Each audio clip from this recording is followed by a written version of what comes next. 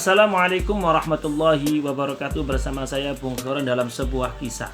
Kisah ini tentang seorang pemuda yang telah membunuh 100 orang akan tetapi masuk surganya Allah. Begini kisahnya. Dikisahkan ada seorang pemuda yang pada waktu itu telah membunuh 99 orang. Dia ingin bertobat kepada Allah. Kemudian dia mendatangi seorang pemuka agama. Ketika dia sowan kepada pemuka tersebut, dia mengatakan, apakah Allah bisa mengampuni dosa-dosaku sedangkan aku telah membunuh 99 orang. Kata pemuka agama itu mengatakan, tidak mungkin Allah akan mengampunimu sebab dosamu terlalu besar. Sehingga perkataan pemuka agama tersebut menyakitkan hatinya, kemudian dibunuh hingga genap menjadi 100 orang. Kemudian pemuda ini mendatangi seorang pemuka agama lagi. Dia mempertanyakan apakah Allah mampu mengampuni dosa-dosaku sebab aku telah membunuh 100 orang. Kata pemuka agama yang kedua ini mengatakan, Allah itu maha pengampun. Sebanyak apapun dosa seorang hamba, meskipun seluas lautan, sebanyak buih yang di lautan, maka Allah tetap akan mengampuninya dengan syarat dia mau bertobat dengan bersungguh-sungguh. Akhirnya legah dengan jawaban dari pemuka agama yang nomor 2 ini, hingga dia ingin bertobat. Akan tapi pemuka agama ini mengatakan, kalau kamu ingin bertobat, pindahlah dari negeri ini, jangan kau menetap di negeri ini, sebab jika kau masih bertobat kemudian masih berada di tempat ini, di desa ini, maka kau tetap tidak akan istiqomah nanti tobatnya. Hingga dia pergi ke desa sebelah, ke suatu tempat yang lain, ya di tempatnya mana itu, di situ tidak ada pergaulan bebas.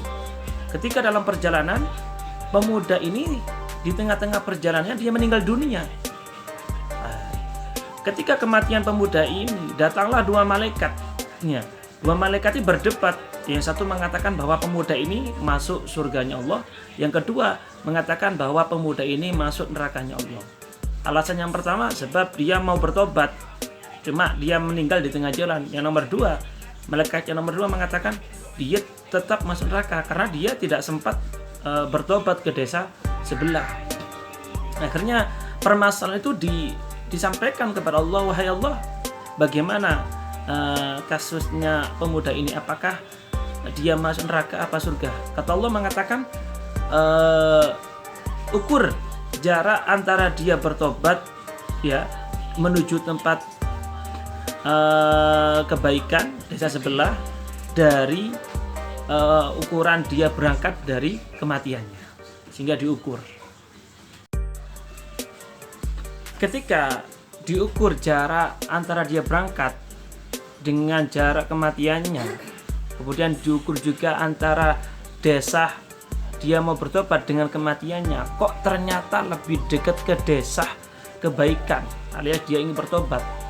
Ibarat itu antara 1000 meter, dia kematiannya berada di ukuran 750 meter. Berarti lebih dekat ke tempat kebaikannya. Sehingga ketika sudah diketahui lebih dekat dengan kebaikannya Allah, maka Allah mengatakan, masukkanlah pemuda ini ke dalam surga atas rahmatku, kata Allah. Sebab dia ingin bertobat, akan tapi dia mati di tengah jalan, dan kematiannya di tempat lebih dekat dengan negeri yang menuju kebaikan. Dari kisah ini semoga kita bisa mengambil manfaat atau motivasi bahwa berapapun dosa, sebesar apapun dosa manusia, kalau dia ingin bertobat, maka Allah tetap akan mengampuni dosa-dosanya. Sebab Allah itu mempunyai sifat Al-Ghafur, sifat mubalaghah, di mana yang paling banyak pengampunannya. Salam Bukhari dalam sebuah kisah.